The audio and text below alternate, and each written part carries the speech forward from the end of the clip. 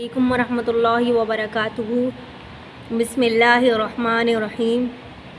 پچھلے والے بلاگ میں نے آپ کو حضرت عمر رضی اللہ تعالیٰ عنہ کا واقعہ سنایا تھا کہ حضرت عمر رضی اللہ تعالیٰ عنہ نے کس طریقے سے اسلام کو قبول کیا تھا، اور آپ صلی اللہ علیہ وسلم نے جو دعا فرمائی تھی ابو جہل اور حضرت عمر رضی اللہ تعالیٰ عنہ کے بارے میں، اللہ نے حضرت عمر رضی اللہ تعالیٰ عنہ کو اسلام کی توفیق دی اور اللہ کے نبی کی دعا ان کے حق میں قبول ہو گئی۔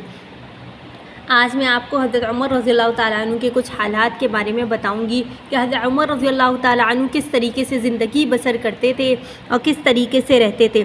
حضرت عمر رضی اللہ تعالیٰ عنہ فرماتے تھے کہ بس اوقات کبھی کبھی کہتے تھے کہ میں تو ایک تنکا ہی ہوتا، فرماتے کاش میں یہ تنکا ہوتا، کبھی فرماتے کاش مجھے میری ماں نے پیدا ہی نہیں کیا ہوتا۔ ایک مرتبہ کسی کام میں مشغول تھے، ایک شخص آیا اور کہنے لگا فلاں شخص نے مجھ پر ظلم کیا ہے، آپ چل کر مجھے بدلہ دلوا دیجئے۔ تو آپ رضی اللہ تعالیٰ عنہ نے اس کے ایک درہ مارا۔ جب میں اس کام کے لیے بیٹھتا ہوں اس وقت تو آتے ہی نہیں، جب میں دوسرے کاموں میں مشغول ہو جاتا ہوں تو آ کر کہتے ہو بدلہ دلوا دو۔ وہ شخص چلا گیا۔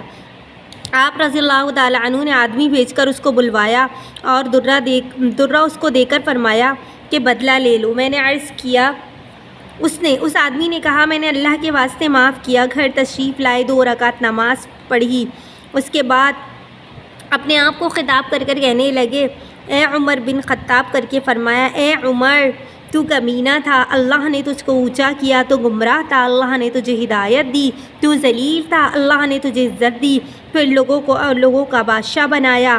اب ایک شخص آ کر کہتا ہے کہ مجھے ظلم کا بدلہ دلوا دو تو اس کو مارتا ہے، کل قیامت کے دن اپنے رب کو کیا جواب دے گا؟ سبحان اللہ، کیا اخلاق تھے۔ بڑی دیر تک اسی طرح اپنے آپ کو ملامت کرتے رہے۔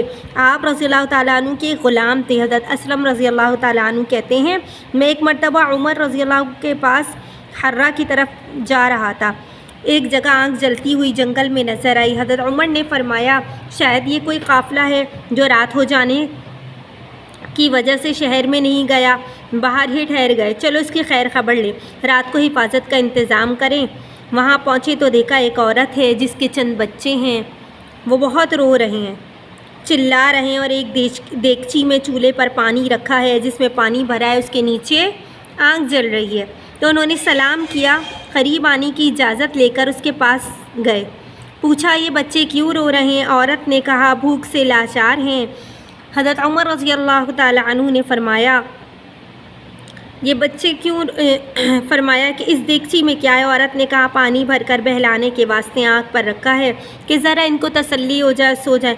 امیر المومنین حضرت عمر رضی اللہ تعالیٰ عنہ کا اور میرا اللہ کیا ہی فیصلہ ہوگا کہ وہ میری اس تنگی کی خبر نہیں لیتے۔ حضرت عمر رضی اللہ تعالیٰ عنہ اس عورت کی یہ بات سن کر رونے لگے۔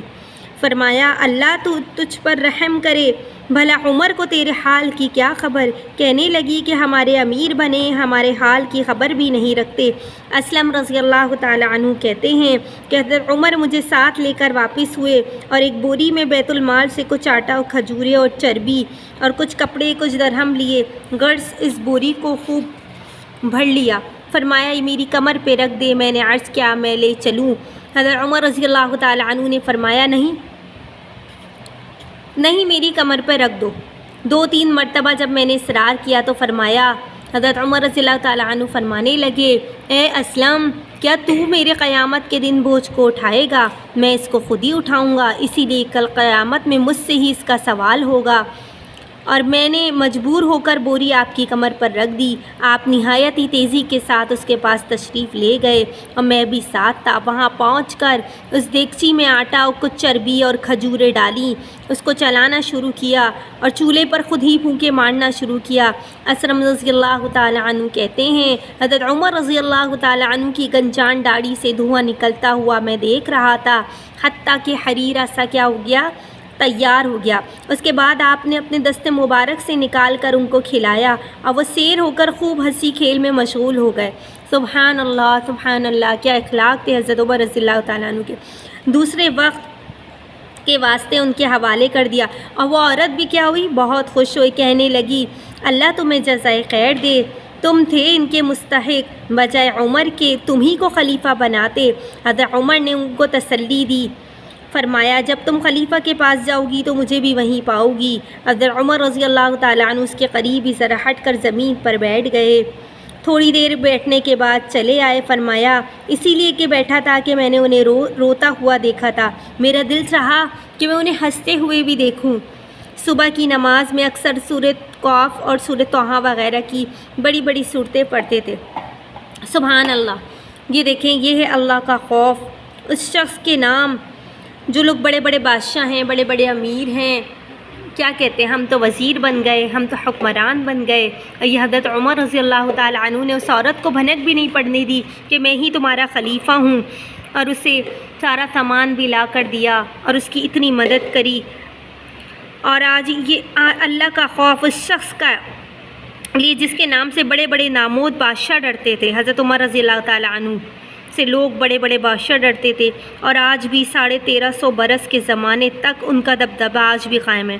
آج کوئی بادشاہ، کوئی حاکم نہیں، کوئی معمولی سا امیر بھی ایسا نہیں کہ وہ اپنی رعایا کے ساتھ کیا کرے، ایسا برتاؤ کرے۔ کوئی حکمران بھی آج کل ایسا نہیں ہے، کوئی بھی نہیں ہے ایسا۔ اور اتنے تو ڈر و خوف ہیں کہ وہ لوگوں کو اپنے ساتھ لے کر پھرتے ہیں اپنے حفاظت کے لیے۔ حضرت عمر رضی اللہ تعالی عنہ اللہ کے حکم کے دین کے اتنے پابند تھے کہ اللہ نے انہیں اتنی طاقت بخشی تھی، کافروں پر ان کا رعب تھا۔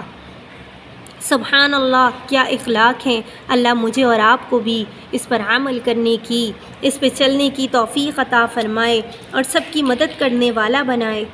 آمین ثم آمین۔ وآخر دعوانا الحمد للہ رب العالمین۔